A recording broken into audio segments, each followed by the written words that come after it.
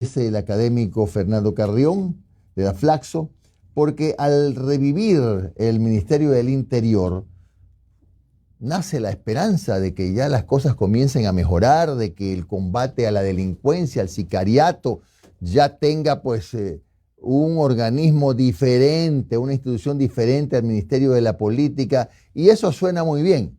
Pero mi pregunta es, ¿cree usted, doctor Carrión, que efectivamente el Ministerio del Interior va a ser un instrumento, una herramienta útil para el combate de la delincuencia común y del sicariato? Buenos días, Jimmy. Un saludo cordial a la amplia audiencia. Sí, yo he venido sosteniendo la necesidad de diversificar las funciones que antiguamente tenía el Ministerio de Gobierno. Porque, ¿qué es lo que ocurrió? El Ministerio de Gobierno lo que hizo fue concentrar las funciones de 4 secretarías o ministerios.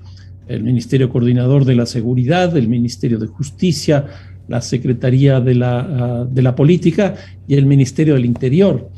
Y eso hizo que tengamos muchos problemas a la hora de enfrentar, por un lado, el tema político y por el otro lado, el tema de la seguridad.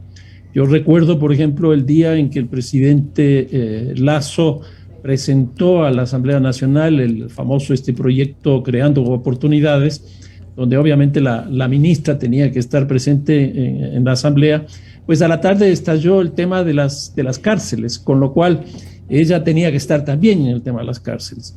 Y yo creo que esto ha producido, en algunos casos, que haya mayor prioridad en la política. Por ejemplo, en la época en que era ministra de Gobierno María Paula Romo, se dio mucho más peso a lo político y la seguridad no tanto. Pero ella fue, salió del ministerio por una decisión de la Asamblea y entró un policía, con lo cual el gobierno de Lenín Moreno se quedó sin política prácticamente hasta fin de su periodo. Entonces yo creo que es absolutamente necesario, saludable, etcétera, que se tenga esta separación. Ahora, habrá que ver cómo es el diseño que van a definir para el Ministerio del Interior, porque estuve revisando el decreto presidencial y me da la impresión que tiene algunos problemas. ¿Cuáles son esos problemas? Yo creo que, por ejemplo, en el Ministerio del Interior deberían estar las cárceles. Yo creo que una de las cosas que hemos visto en estos últimos 2 años es que el manejo de las cárceles de forma autónoma de una política de seguridad o de la policía no es lo más adecuado, porque por un lado las personas que están privadas de la libertad provienen de hechos criminales, de hechos que están reñidos contra la ley. Entonces hay una relación de la afuera con el adentro. Pero la segunda cosa que nos hemos dado cuenta, sobre todo en el año pasado, es que muchos de los delitos que se están cometiendo afuera son organizados, contratados, la forma que se quiera decir, desde las cárceles hacia afuera.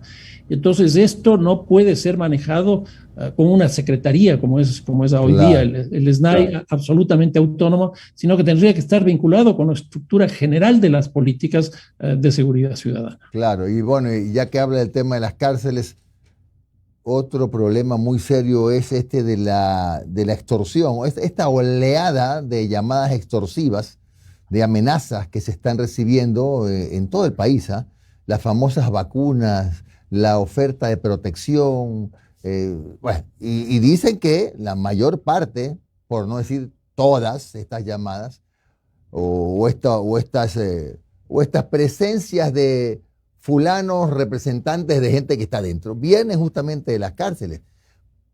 ¿Cómo debe reaccionar una persona que recibe una llamada extorsiva? A ver, una cosita previa respecto a lo anterior, Jimmy, si me permite. Yo creo que en este ministerio debe estar, como decía, el sistema carcelario, pero también todo lo que significa el sistema de inteligencia. Porque ahora lo que tenemos es que ese sistema de inteligencia le provee informaciones o depende de la Presidencia de la República. Pero yo creo que lo lógico sería que esté dentro de este ministerio para que con esa información que estén produciendo inteligencia diseñen las políticas. Bien, eso respecto del ministerio. Y en cuanto a la pregunta, yo creo que aquí se está produciendo dos tipos de extorsiones. Una que es absolutamente estructural y otra que proviene más bien de la generalización de esa situación. En otras palabras, Creo que hay una violencia aquí que proviene de mercados ilegales que tienen ya control de los territorios y lo que están haciendo es ejerciendo ese hecho violento del control de los territorios a través de peajes, a través de vacunas, los distintos nombres que existen en este rato. Entonces, yo controlo este territorio y aquí yo estoy ejerciendo las políticas de seguridad. Eso es inaceptable, eso es muy complicado, eso es difícil porque ya hemos visto en el caso de Guayaquil y de algunas otras ciudades que a ciertos barrios ya la policía no entra. Entonces, esos territorios ya están controlados por estos sectores y estos sectores son los que brindan, entre comillas, la seguridad. Luego hay los hechos extorsivos que provienen más bien de la violencia ciudadana, es decir, de la crisis económica, de la falta de empleo, etcétera, que empiezan a generalizar estas prácticas, para lo cual utilizan incluso la tecnología que nosotros tenemos, la tecnología de la comunicación, el Internet, etcétera, para que incluso ni siquiera haya presencia territorial, sino obtener algunos recursos que me permitan sobrevivir. Yo creo que son esas dos formas extorsivas que hoy día están manejándose con muchísima fuerza. Fernando, buenos días. Noris Arroyave le saluda.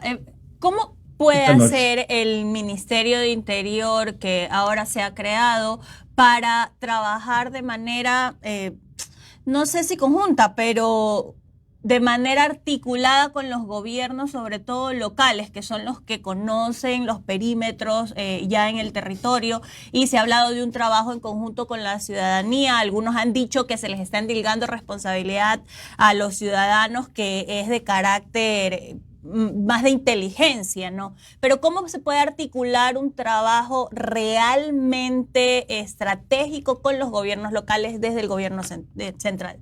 Nacional, perdón. A mí me parece que eso es fundamental. O sea, lo que hay que hacer es generar una política de seguridad ciudadana multinivel. Eso sí está establecido en el decreto ejecutivo del presidente para que este Ministerio del Interior pueda desarrollar. Pero aquí lo que hay que hacer es que, por un lado, yo creo que los municipios deberían cobrar la tasa de seguridad, que eso es algo que ya se ha ido generalizando en el país, pero no para financiar a la policía, sino para que los propios municipios generen una prevención, que es lo que, teóricamente se define como la prevención situacional, que es la posibilidad de detener los hechos criminales que se producen principalmente en el espacio público. Y entonces aquí lo que se generaliza ya es lo que se conoce con el alumbrado público, la señalética, el mobiliario urbano, la arborización, o sea, el buen trato del espacio público, que de hecho ya es una atribución municipal. Y una segunda cosa que me parece que es clave, porque la Constitución del 2008 establece que el alcalde o la alcaldesa son de alguna manera coordinadores de la Policía Nacional en su propio territorio. Y yo creo que eso tendrá que establecerse, porque la ventaja que tienen los municipios, los alcaldes, las alcaldesas, es que conocen los territorios.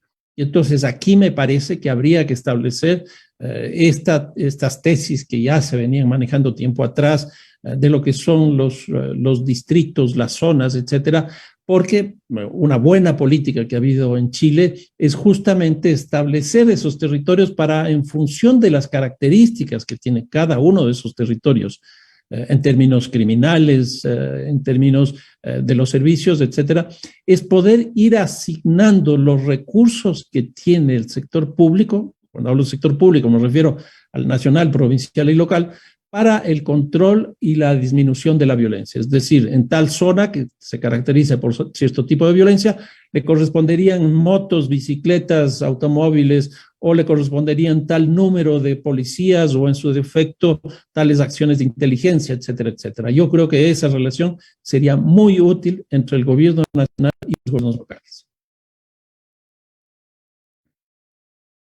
Plazo que se tiene que implementar y que es una estrategia integral, pero también hay un pedido y un clamor ciudadano de que se empiecen a tomar acciones con resultados a corto plazo. Estamos viendo que ya no solo se estaba hablando primero de la delincuencia organizada y que se estaban matando entre ellos, pero estamos viendo que esto también ya se está extendiendo no solo a los lugares donde hay puertos.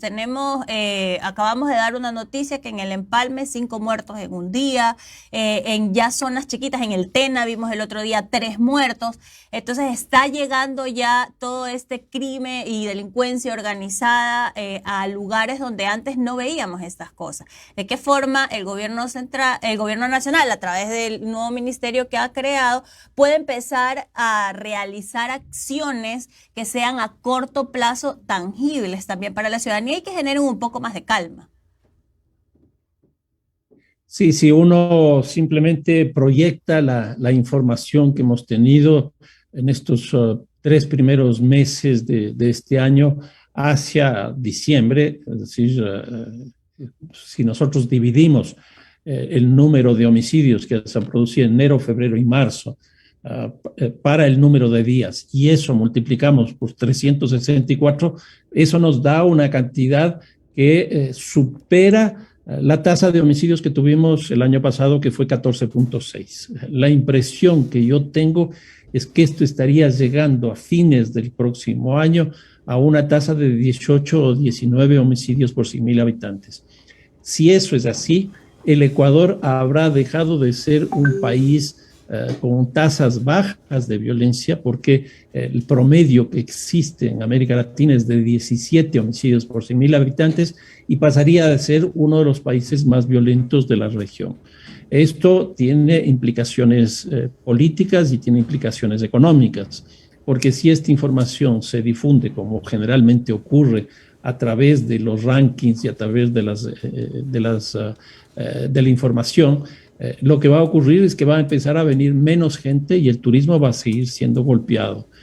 Yo creo que no solo que hay que hacer este Ministerio del Interior o de la Seguridad, como estábamos conversando hace un momento, sino que también hay que meterle recursos económicos. Yo sostengo y he sostenido que una buena política económica es una buena política de seguridad.